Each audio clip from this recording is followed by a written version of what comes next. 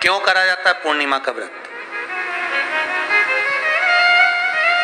पूर्णिमा का व्रत करने का कारण क्या है बताइए? आप इतने सालों से कर रही हो, कई माताएं कर रही होंगी पूर्णिमा का व्रत। एक समय फलाहार करती हैं, एक समय भोजन करती हैं। भोजन में खीर का होना जरूरी होता है पूर्णिमा के व्रत में। दूध की सामग्री होना जरूरी होती है पूर्णिमा के व्रत में। 12 महीने की पूर्णिमा करो, मना नहीं है। और पूर्णिमा उठाने का भी समय होता है चैत्र के महीने की जो पूर्णिमा होती है, चैत्री पूर्णिमा पहली पूर्णिमा मानी जाती है, इसलिए चैत्री पूर्णिमा को सिद्ध पूर्णिमा कहते हैं, कार्य सिद्धात्री पूर्णिमा कहते हैं, सिद्ध करने वाले। मनोरथी पूर्णिमा कहते हैं, मनोरथी पूर्णिमा। इसलिए पूर्णिमा का व्रत कहां से उठाया जाता है? चैत्र के महीने की पूर्णिमा से पूर्णिमा का व्रत उठाया जाता है कि मैं महीने की पूर्णिमा करूंगी, तो वो चैत्र पूर्णिमा से उसको उठा लिया जाता है। पर उसका एक नियम रहता है, आप फलाहार करें अपनी जगह पर है, पर एक समय भोजन कर रहे हैं वो अपनी जगह पर। भोजन के साथ में मीठे के साथ थोड़ा दूध की सामग्री होना जरूरी होती है। और क्यों करते हैं पूर्णिमा का व्रत? किस लिए किया जाता है, क्यों करा जाता है, उसका व्याख्यान वर्णन शिव महापुराण के अंतर्गत स्कंद पुराण में लिखा गया। स्कंद पुराण में वर्णन किया है श्री वेद व्यास जी महाराज ने।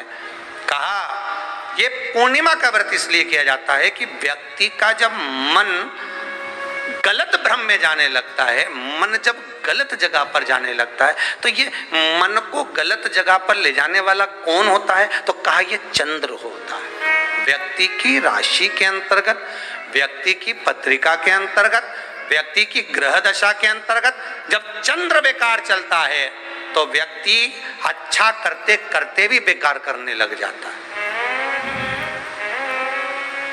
चंद्र डोल रहा है। कई माताएं कहती हैं गुरुजी हमारे बेटे को आशीर्वाद दीजिए, बहुत गलत संगत में जा रहा है। मतलब समझ जाना कि चंद्र गड़बड़ जा रहा है। बेटी अगर गलत मार्ग पर जा रही है, बेटी अगर गलत संगत में जा रही है, किसी अन्य व्यक्ति को आकर्षित हो, चंद्र गड़बड़ हो रहा है, उसका चंद्र कहीं जा रहा, कोई पुरुष कोई लड़का कोई गलत मार्ग पर जा रहा है, चंद्र गड़बड़ हो रहा है। घर में जो क्लेश उत्पन्न होता है, घर में जो विवाद उत्पन्न होता है, उस विवाद को रोकने के लिए केवल चंद्र की ही, इसलिए तो पूर्णिमा घर की नारियां हमारे यहाँ हिंदू धर्म में यहाँ तक स्कंद पुराण में कह दिया कि प्रत्येक पुण्य आप लोग कभी आप लोगों ने सत्यनारायण जी की कथा करवाई है? जितने लोग आस्था चैनल पर कथा सुन रहे हैं, जितने लोग फेसबुक यूट्यूब पर कथा सुन रहे हैं, यूट्यूब पर कथा का श्रवण कर रहे हैं, उनने कभी सत्यनारायण की कथा करवाई होगी। तो उसमें लिखा है हर कार्तिक, हर पूर्णिमा को, हर संक्रांति को ब्राह्मण सत्यनारायण भगवान की कथा या राजा या वैश्य कथा को कराता था या बढ़िया कथा कराता। सुनी कि नहीं सुनी ये बात?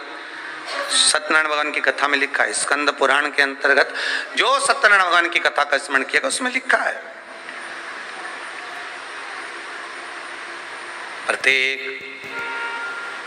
संक्रांति पूर्णिमा को सत्यनारायण की कथा करवाने लगा और ये योनि को प्राप्त हुआ, इस योनि से छूटा, इस योनि में गया।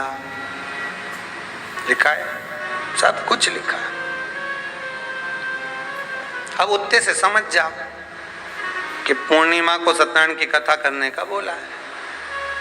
तो पूर्णिमा को सत्यनारायण की कथा का क्यों बोला? वैसे तो रोज कराओ सत्यनारायण जी की कथा, प्रतिदिन कराओ, मना नहीं है। आप क्या कोई विशेष फंक्शन है आप सत्यनारायण जी की कथा करवा, पर पूर्णिमा संक्रांति को और संक्रांति को पूर्णिमा को सत्यनारायण की कथा का स्मरण क्यों करवाया गया? क्योंकि पूर्णिमा के दिन अगर ये भगवान का व्रत रख लेगी, पूर्णिमा के दिन अगर ये खीर का प्रसाद बना लेगी, थोड़ा सा दूध की कोई सामग्री बना लेगी और भगवान को भोग लगा देगी, भले सत्यनारायण भगवान के भाव से बनाए, भले सत्यनारायण जी के निमित्तार्थ बना, पर अगर इसने सत्यनारायण भगवान के निमित्त से बना, पर पूर्णिमा के दिन अगर ये व्रत रखेगी, उपास रखेगी या कोई सामग्री बनाकर भगवान की पूजन कर लेगी, तो इसके घर में जो अशांति है वो शांति में बदल जाएगी। इसलिए कई घरों में आज भी सत्यनारायण भगवान की पूजन हर पूर्णिमा को करती है। माता किताब लेके बैठ जाती है, तुरंत उन्हें ऑफिस जाना, कहीं काम पे जाना, और तुरंत उसने जल्दी कलश रखा, कलश नहीं भी रखे तो भगवान की पूजन कर को रखे,